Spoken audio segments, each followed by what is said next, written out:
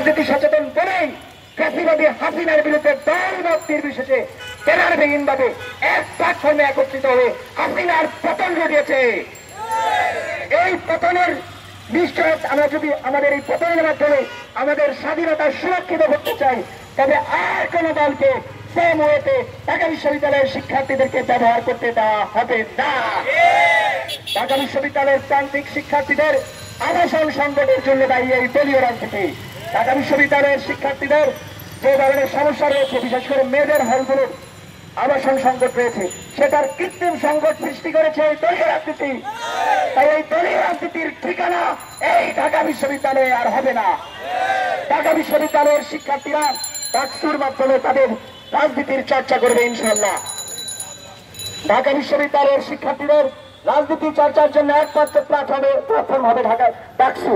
এই ডাকসু সংস্কার করে দ্রুত নির্বাচনের দাবি করছি।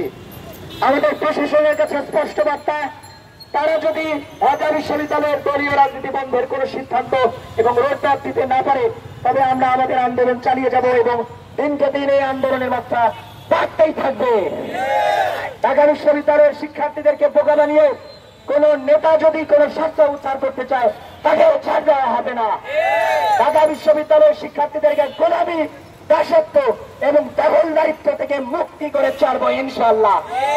কোন ধরনের আপোষ কারোর সাথে হবে না। স্বাধীনতোত্তর বাংলাদেশে সবসময় ঢাকা বিশ্ববিদ্যালয় সামনে থেকে নেতৃত্ব দিয়েছে। আমরা যদি ঢাকা বিশ্ববিদ্যালয়কে দলীয় রাজনীতির প্রকোপ থেকে মুক্ত করতে না পারি, তবে ফাঁসিবাদ আবার করে দাঁড়াবে এবং হাসিনার মতো অন্য কোন নেতা এসে আমাদেরকে শোষণ করবে। হাসিনার শাস্তি নিশ্চিত করে দলীয় রাজনীতি বন্ধ করতে হবে, এর সাথে কোন ধরনের আপোষ করা হবে না। তাই এখানে আমরা একত্রিত হয়ে প্রশাসনকে স্পষ্ট বার্তা দিতে চাই যে ঢাকা বিশ্ববিদ্যালয়ের দলীয় রাজনীতির স্পষ্ট রোডম্যাপ যদি 3 দিনের মধ্যে না দেয়, তবে আমরা কঠোর কর্মসূচি দেব ইনশাআল্লাহ। কোন ধরনের আপোষ হবে না। ঢাকা বিশ্ববিদ্যালয়কে দলীয় রাজনীতির যে কালো ধাবা সেটি থেকে মুক্ত করে ছাড়বো ইনশাআল্লাহ। ধন্যবাদ সবাইকে।